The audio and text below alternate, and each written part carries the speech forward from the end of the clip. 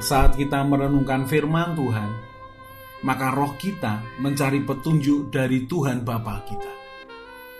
Saat kita merenungkan firman Tuhan, saat itulah frekuensi hati kita terhubung dengan frekuensi hati Tuhan, sumber kebenaran. Dan petunjuk yang didapat roh kita dari kebenaran firman Tuhan akan mengajar kita, menyatakan kesalahan kita, memperbaiki kelakuan kita, dan mendidik kita dalam kebenaran. Kalau setiap hari kita belajar firman Tuhan, maka kita dijagai untuk selalu berada dalam kehendak-Nya.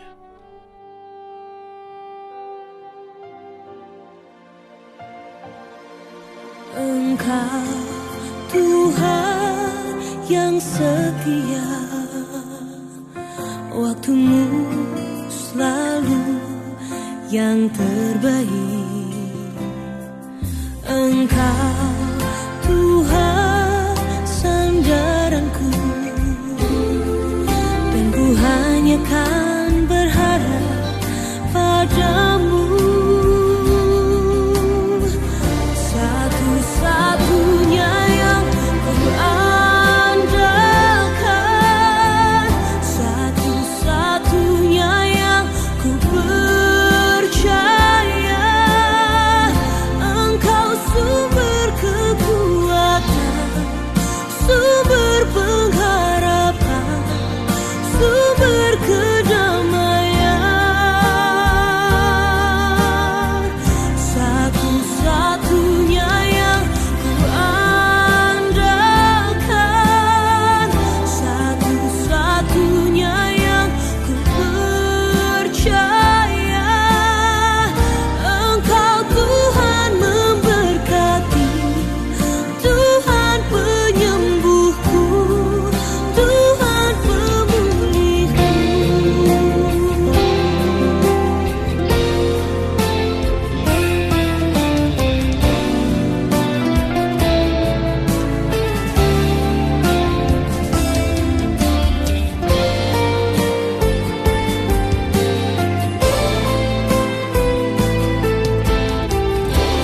Satu-satunya yang ku andalkan, satu-satunya yang ku percaya. Satu-satunya Kau yang setia, satu-satunya Kaulah Tuhanku. Satu-satunya yang ku andalkan, satu-satunya yang ku percaya. Engkau sumber kekuatan, sumber pengharapan, sumber kedamaian. Oh, satu-satunya yang ku andalkan, satu-satunya yang ku percaya. Engkau Tuhan memberkati, Tuhan penyembuhku, Tuhan pemulihku. Engkau Tuhan memberkati, Tuhan penyembuhku, Tuhan pemulihku.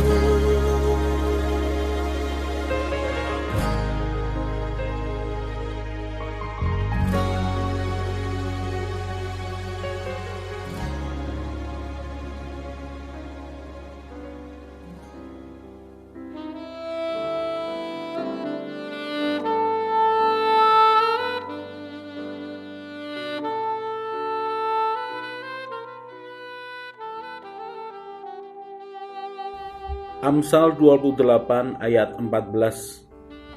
Berbahagialah orang yang senantiasa takut akan Tuhan, tetapi orang yang mengeraskan hatinya akan jatuh ke dalam malapetaka.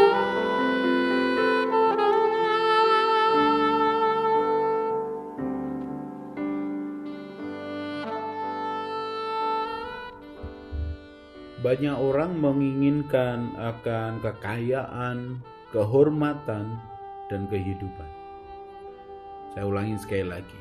Banyak orang menginginkan kekayaan, kehormatan, dan kehidupan. Kekayaan, harta yang berlimpah, kalau perlu sampai 7 turunan.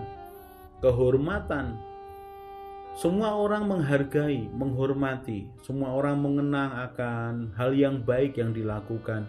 Semua orang menghormati, kapanpun, dimanapun. Kemudian kehidupan, yaitu kehidupan yang penuh dengan sukacita, semangat, penuh dengan pertumbuhan, kesehatan. Kehidupan, segala sesuatu yang bertumbuh, yang berubah, semakin besar, semakin baik. Semua orang menginginkan kekayaan, kehormatan, dan kehidupan. Tapi ada hal yang menarik. Di dalam Amsal pasal yang ke-22 ayat yang keempat dikatakan, ganjaran kerendahan hati dan takut akan Tuhan adalah ketiga hal yang diinginkan oleh setiap orang, yaitu kekayaan, kehormatan, dan kehidupan. Apa itu? Upah dari kerendahan hati dan takut akan Tuhan. Kerendahan hati bagian dari ekspresi diri yang menyadari bahwa ada Tuhan yang memegang akan kendali atas segala sesuatu.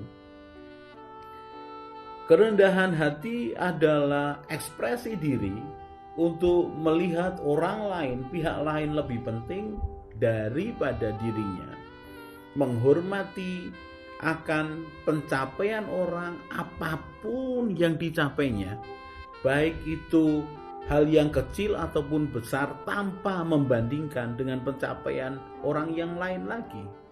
Kerendahan hati merupakan ekspresi hati bahwa aku ini sangat bergantung kepada penguasa langit dan bumi, Tuhan penciptaku.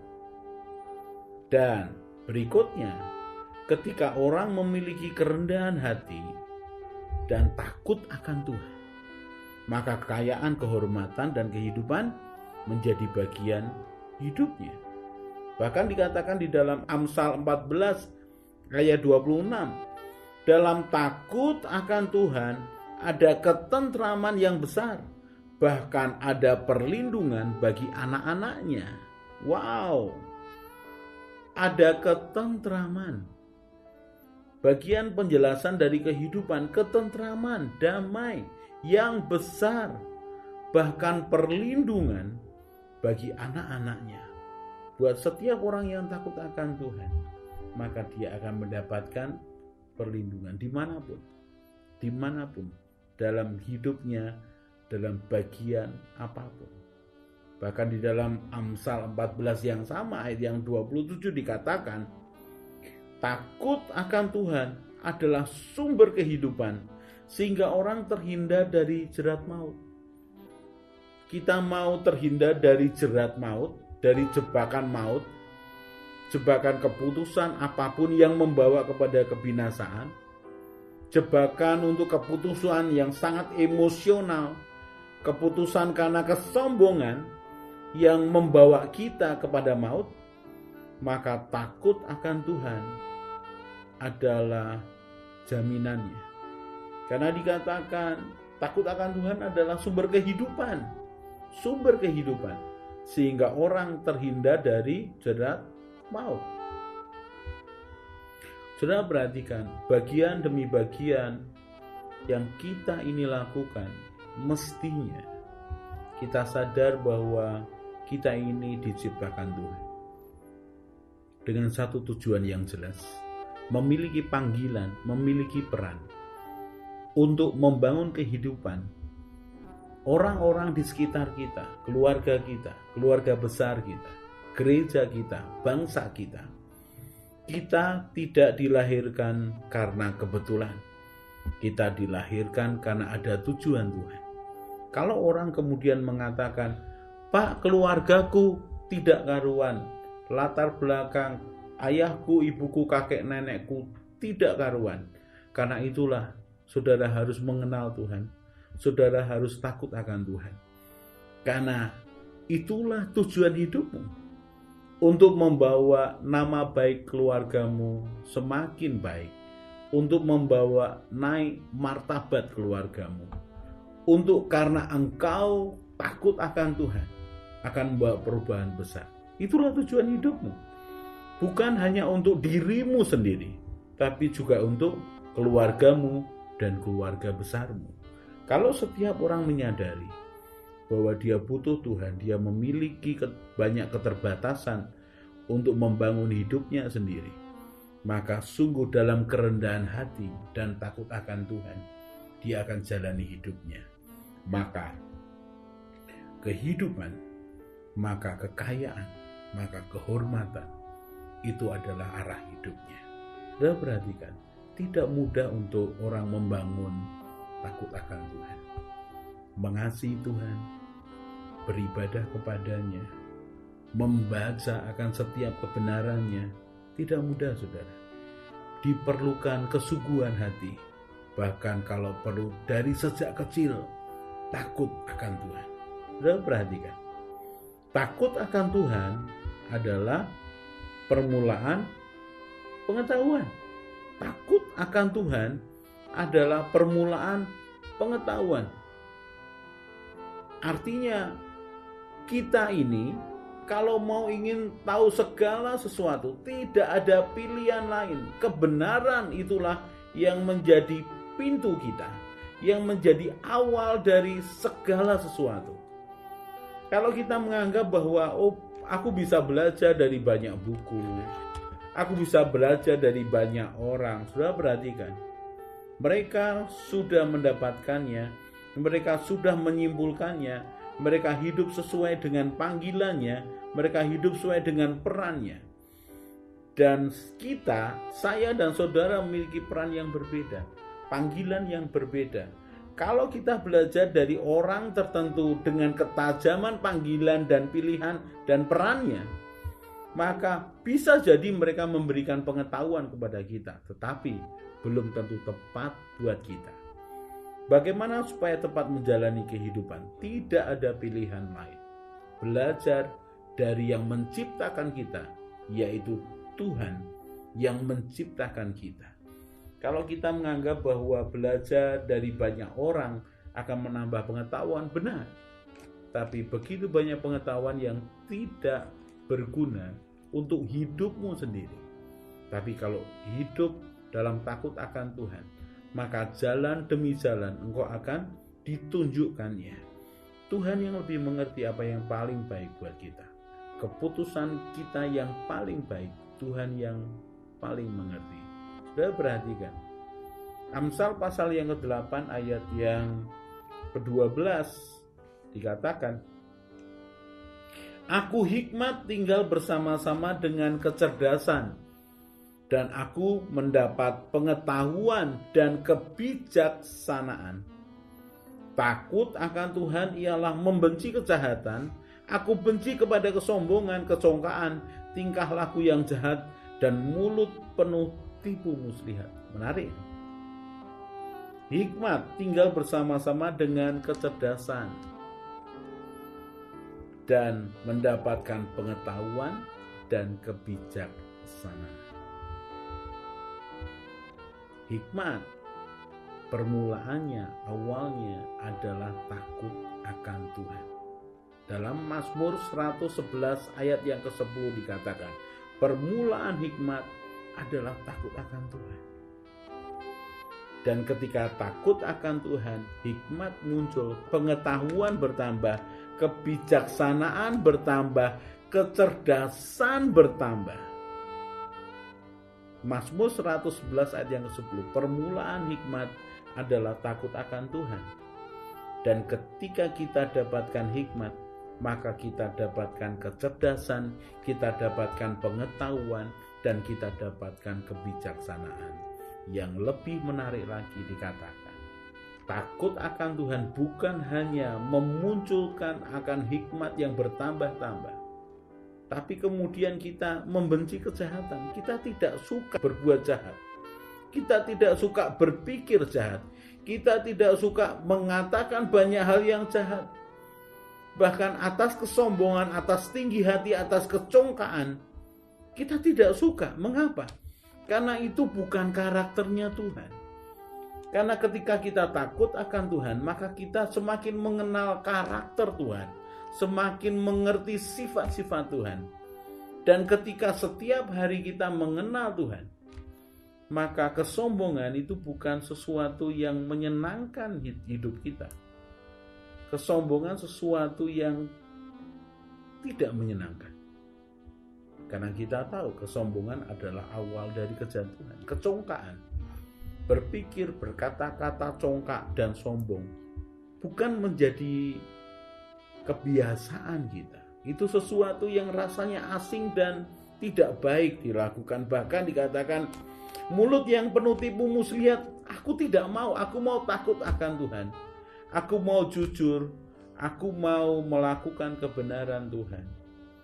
Aku mau mendapatkan hikmat, tambah cerdas, tambah pengetahuan, aku tambah bijak. Saudara, takut akan Tuhan luar biasa. Akan dapatkan ketentraman, akan dapatkan kekayaan, akan dapatkan kehormatan, akan dapatkan kehidupan, akan bertambah-tambah hikmatnya, tambah cerdas, tambah pengetahuannya, tambah bijak, dan tambah kudus, tambah suci, dan tambah sabar.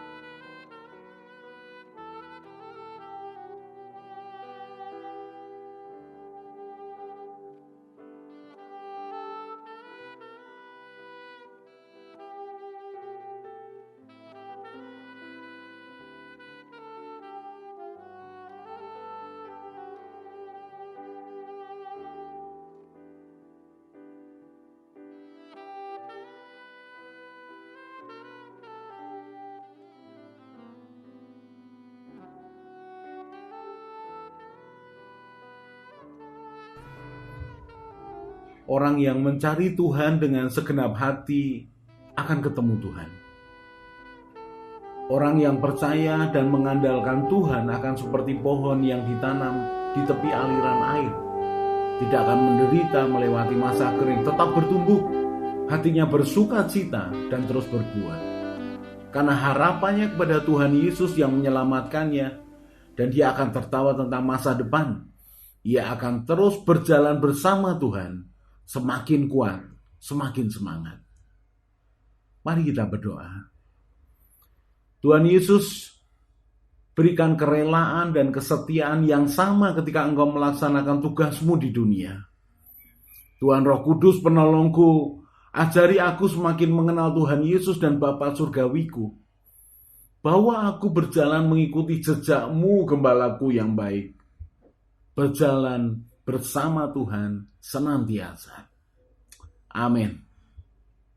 Saya Yosea Kristiono, Gembala Jemaat GK Injil Keselamatan Semarang. Tetap percaya, tetap semangat. God bless.